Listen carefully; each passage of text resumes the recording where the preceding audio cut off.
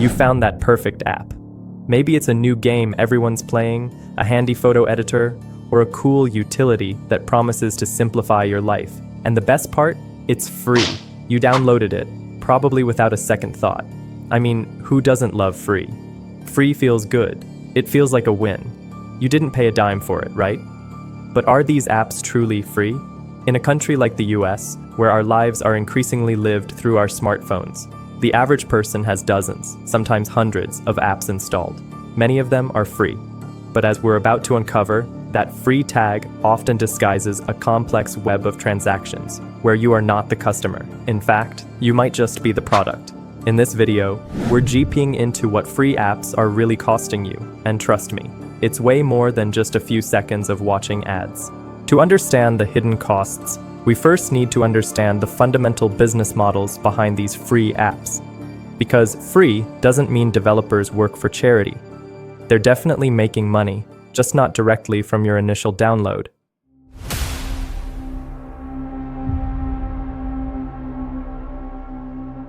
There are primarily three ways these apps generate revenue, and each has its own hidden costs for you, the user. First, ad-supported models. This is the most common and visible way free apps make money. You download the app, you use it, and you see ads. Lots of ads. These can be banner ads at the top or bottom of the screen, full-screen interstitial ads that pop up between levels in a game or sections of a utility app, or video ads you're forced to watch to get a bonus. Developers get paid by advertisers for displaying these ads, or when you click on them. The more you use the app, the more ads you see, and the more money the developer makes. Simple, right? But the hidden cost here isn't just annoyance. It's your time, attention, and often your personal data used to target those ads. Second, freemium models. This is where the app is free to download and use basic features, but you have to pay for premium features, extra content, or to remove ads. Think of popular games where you pay for extra lives or special skins, or a photo editor that offers basic filters for free but charges for advanced tools. The idea is to hook you with the free experience, get you invested, and then entice you to upgrade. The hidden cost here is the constant pressure to pay, and the potentially crippled experience if you don't. It leverages psychological tactics to make you feel like you're missing out. Third, data monetization. This is often the least visible and arguably the most significant hidden cost. Many free apps collect vast amounts of data about you, your habits, your location, your interests, your device, and much more. This data, often anonymized and aggregated with data from millions of other users, becomes incredibly valuable. It's then sold to data brokers, advertisers, market research firms, or used by the app developer themselves to build incredibly detailed profiles of their users. In this model, you aren't paying with money.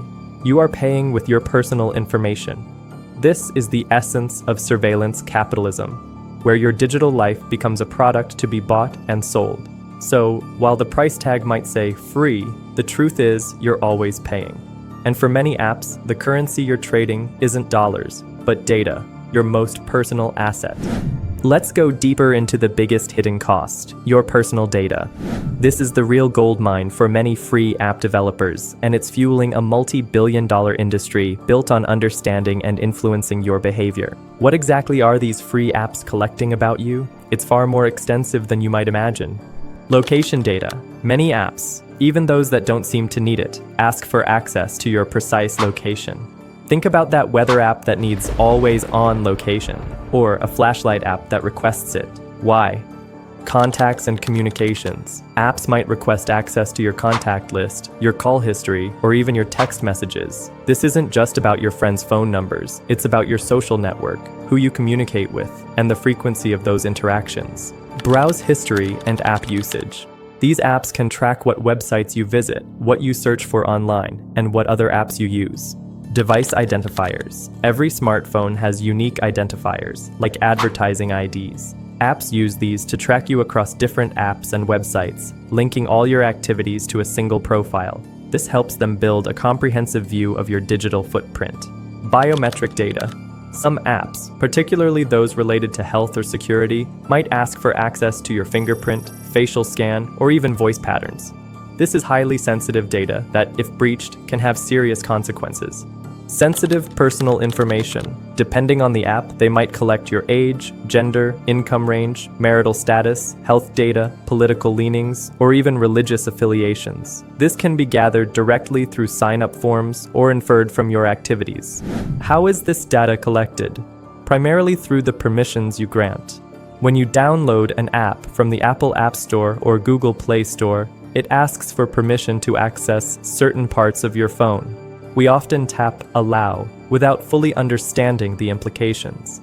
Once granted, these apps often embed trackers and software development kits, SDKs, from third-party advertising or analytics companies. These SDKs are the invisible agents silently collecting data in the background. And what do they do with all this data? This is where the hidden cost becomes clear. It's used for several purposes. Highly targeted advertising, the most common use. That conversation you had about running shoes? While companies deny directly listening for ads, your comprehensive data profile allows them to show you incredibly relevant ads. If you search for shoes on your computer, visit a fitness site on your tablet, and then open a free game on your phone, the combined data points strongly suggest you're interested in running shoes. The more detailed your profile, the more precise and effective the ads become. You become a predictable consumer, easy to market to. Profile building and data sales. Your data is aggregated with millions of others and analyzed to identify trends, demographics, and consumer behaviors. This big data is incredibly valuable and is often sold to data brokers, market researchers, and other companies. Product improvement and personalization. Developers argue this data helps them improve their app's features, fix bugs, and personalize your experience. While true to an extent, this still means your interactions are constantly being monitored and analyzed. The truth is, when an app is free, you are not the customer paying for a service. You are the product, and your personal data is the currency. This is a profound shift in consumer economics that few people truly grasp, yet it impacts nearly every American with a smartphone. Beyond your data, free apps demand another incredibly valuable resource from you: your time and attention. These apps are meticulously designed not just to be used, but to keep you hooked, consuming more ads and generating more data. Let's break down this cost. The barrage of ads. It's not just the presence of ads, but their intrusive nature. Full-screen interstitial ads that interrupt your game flow, video ads you can't skip, native ads designed to look like regular content, tricking you into clicking. This constant barrage is a direct assault on your peace of mind and your user experience. It wastes your time waiting for them to finish and fragments your attention. Dark patterns and manipulative design. App developers often employ dark patterns, subtle design tricks that manipulate users into doing things they might not otherwise do.